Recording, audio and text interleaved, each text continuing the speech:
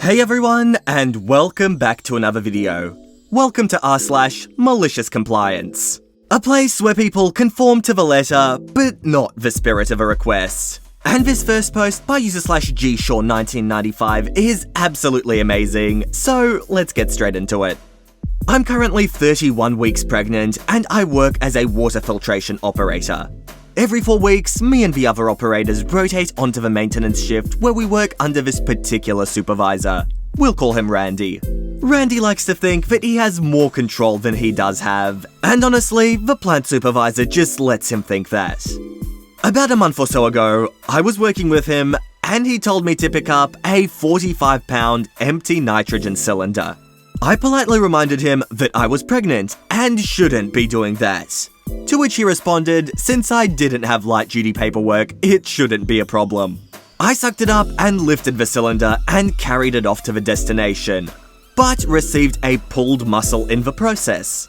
The next day, I informed the plant supervisor and a work injury report was filed. When my statement was taken, the verbiage I used that was corroborated with another worker that was present caused Randy to get in trouble because he knew I was pregnant and essentially caused the injury to happen. They took me to a nurse to make sure that my baby was fine and that I was okay and was not experiencing any complications from the injury. I wasn't, other than being in pain if I moved too much. They sent me back on my way and the plant supervisor put me on desk duty for the day. Randy was livid, of course, because he lost some of his manpower on the maintenance team. He made a fuss about me not having light-duty paperwork, saying that if I didn't have it, then I should be capable of doing the work that is needed around the plant. I was capable, I just used common sense. Prior to this incident, I did my job to the fullest within the limitations of my body, which wasn't that much. I rested when I needed to, didn't lift more than my body would allow, and most importantly, I was the only female out of 7 employees. So my other co-workers were more than willing to help me if I asked, which wasn't that often. So the plant supervisor called me into his office and requested that I go get my light-duty papers from the doctor ASAP. That's the only way he could protect me from getting further hurt at work. I told him I understood and made the call to the doctor's office and picked it up that afternoon. I got the paperwork that was supposed to keep Randy quiet, and it restricted me as such. No stooping more than 2 times an hour. No climbing ladders or poles at all. No climbing more than 3 flights of stairs a shift. No lifting more than 25 pounds, no standing more than 30 minutes out of each hour, and limited contact with chemicals. These orders, of course, make it very difficult for me to do my job fully, as it basically limits me to either desk work or general cleaning. Now, I know this list is BS because I can definitely stoop more than 2 times an hour. I may be out of breath coming back up, but I can do it. And the climbing more than 3 flights of stairs is ridiculous because that means I can't do all my rounds. Someone else has to do the last set for me because you climb a set of stairs every time. Under normal circumstances, I would be more than happy to bend the rules here to make everyone's lives easier. But honestly, since he's the one who complained and moaned for me to get this paperwork, I plan to make full use of it. So far, since I've received this paperwork, I keep a checklist of all the things I can't do and fill it like a bingo card. If I fill all the things, to the office I go because that means I can't do any more physical work on shift. And he has a bad habit of tossing a lot of work my way in the beginning of my shifts. Honestly, OP, the most important thing here is that you stay safe and that your baby stays safe. And if this is what you had to do, well then you're fully justified in doing it. And your boss, of course, got what he deserved. And here's our next post by user/SpiralMX. I took a biology class my sophomore year in high school, and my teacher was pretty cool. She was laid back, funny, and didn't have your typical teacher vibe. She had set up a curse jar in the room, and the funds were used to pay for supplies. 25 cents if you swore, but $1 if you dropped an F-bomb. One day, we were doing some group work in tables, the ones with the Bunsen burner and the sink in the middle. Behind me was a kid that was particularly annoying and pretty talkative. Patrick was probably the type of kid who later went on to cure cancer or create Minecraft. Smart kid, but he was basically a 17-year-old Martin from The Simpsons. Anywho, we're all trying to do our work and Patrick is getting on my nerves. He keeps making loud bad jokes and poking his head in our project, telling us what we're doing wrong. I asked him twice to just worry about his own table. But the third time, I lost it. I walked up to the front of the class, pulled out my wallet, grabbed $1 and put it on the teacher's desk. Turned around and said quite loudly, "Patrick, shut the f*** up." I walked back to my table and sat down. The entire class was silent and was staring at me and then the teacher. She looked down at the dollar bill on the desk and started laughing out loud. The rest of the class joined in and Patrick shrunk into his seat. The teacher then said, "Well, he paid his $1. And that's the story of how I told a kid to shut the F up in class without getting into trouble. Honestly, OP, that was fully worth the $1. I'm surprised that trick wasn't abused more. And here's our next post by user/balloon understudy. This was a long time ago, but I remember it clearly. We moved into a community with tight space in between our houses and our neighbours. And we didn't like them being able to see into our kitchen. We put up a bunch of plants, costing thousands, but my parents thought it would be worth it. A week later, my parents awoke to the plants completely chopped down. My father was furious and marched down to our neighbour's house. He told my father the plants were on his property line, therefore he had total right to take them down. He warned that if anything were to go onto his property again, he would report us to the authorities immediately. Later that day, my father called the company that put in the plants, and with the warranty, we could have them replanted next week for no charge. We made sure there was no way it was on our neighbour's property. However, a few days later, we caught him chopping them down at 2 AM. We called the police upon obstruction of property, and after a chat with my neighbour, he decided to call a professional and mark his property line. My father agreed. A few days later, I got home to find orange tape in my neighbour's yard. Apparently, his fence was 11 feet over our property line. We watched as he took down his fence, completely furious. Within the next month, we were enjoying our new space and privacy in our backyard. And my neighbour ended up losing a quarter of his backyard. My neighbour ended up having to pay almost $10,000 for the destruction of our property. And we got to plant our plants again.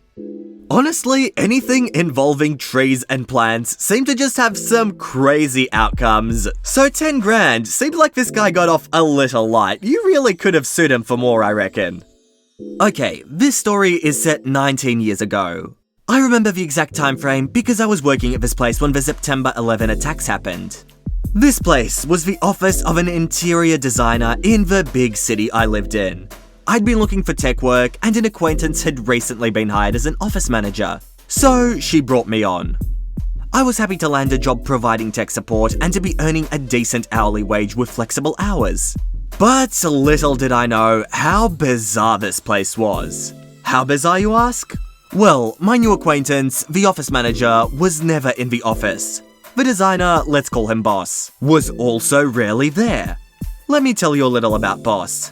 He was an older guy, 60s easily, which was ancient to my 22-year-old self.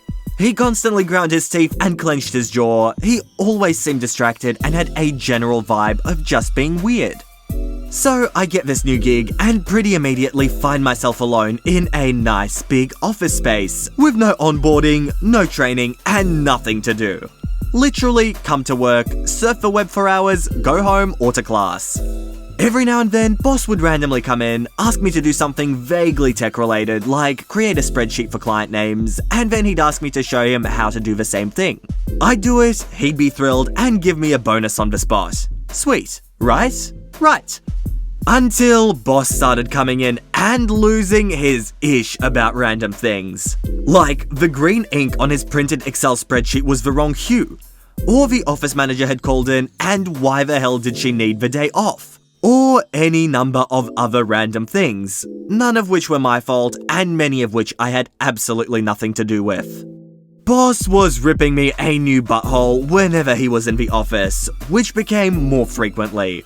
I learned from the office manager that Boss had been cleared to return to working more hours by his psychiatrist. Wait, what? Turns out, Boss was never around when I started because he had a mental breakdown and had been advised to step back from work. So, the distractedness, meds. The teeth grinding, uncontrollable stress reaction. He even did it in his sleep. It was so bad, his dentist had concerns about his jawbone having microfractured. Oh, great. So the guy gets back into the swing of things and takes everything out on me.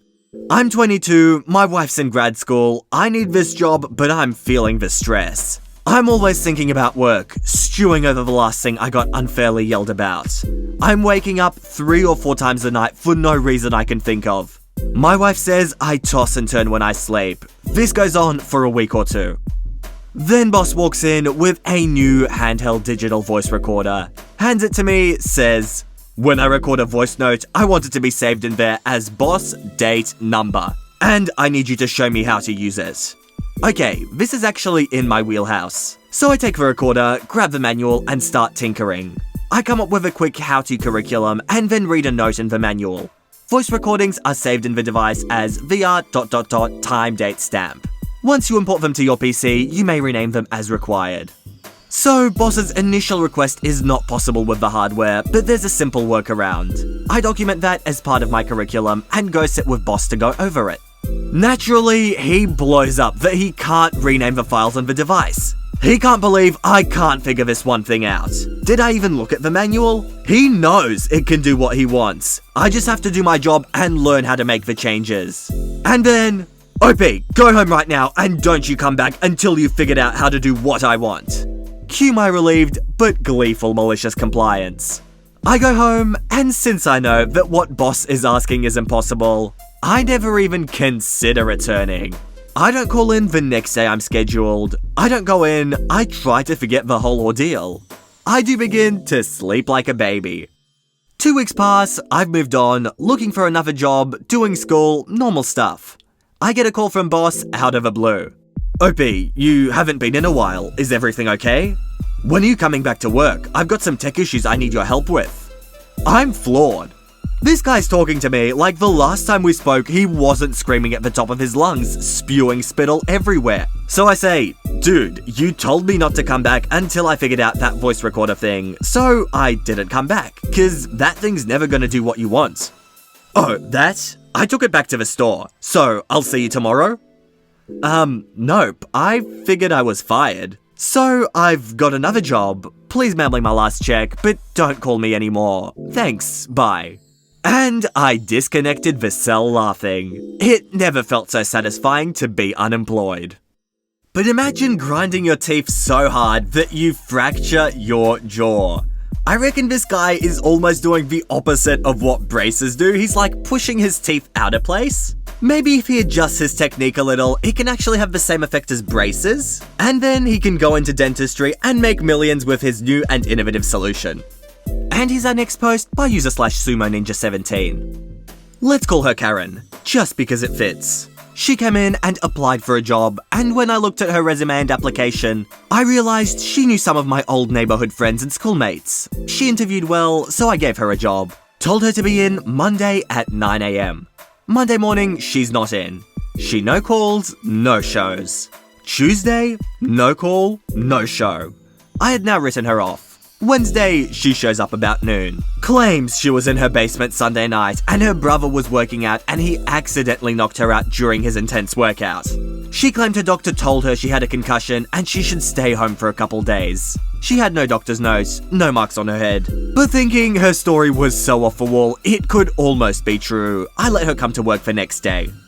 She worked Thursday and Friday. We paid at the end of every week and I gave her a check Friday. I also did not deduct the days she missed. She came to me and asked about the full paycheck. I told her we were a family business and realized people had lives outside of work. We tried to make sure people knew they were appreciated and tried to take care of our people. She teared up and thanked me and said we could count on her. She worked the full next week and did okay. She seemed to fit in. Seemed. The third week, she showed up Monday, but Tuesday was another no call, no show. We didn't hear from her for over 2 weeks. When she finally showed up, her story was the stuff of legends. She claimed her husband had forged divorce papers a couple years previous. Thinking she was divorced, she moved back into her parents' house. She claimed her ex-husband was at her parents' house when she got home the last night she worked. He told her he made up the divorce and the paperwork was phony, so they were still married and he wanted to get back together. She claims she refused and he kidnapped her. She said it took her until a couple days ago to get away from him. She wanted to come into work the next day. She didn't call the police and he wasn't arrested. There was nothing in the papers or on the news about any of this. She wasn't hurt, thank God. She asked if I believed her. I didn't, but told her that I really needed someone I could count on coming in reliably every day. I gave her a paycheck for 1 week, she had worked 1 day, and told her I wished her good luck. I had already replaced her, and her replacement was one of the best employees we ever had. Here's the malicious compliance.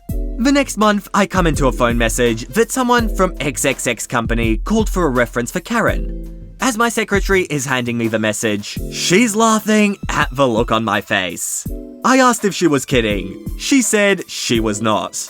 She said she got a call from a man saying he was the owner of a company in the area and asked about Karen. Then my secretary asked if she could listen in on the call. She was a pistol. She then goes and gets my partner and tells him I'm going to call and give Karen a reference. Now he's in my office, laughing too. I call the guy and make some small talk. I tell him what we do and he tells me what he wants Karen to do for him. I tactfully avoided answering any of his questions about Karen directly. I think he was beginning to suspect something.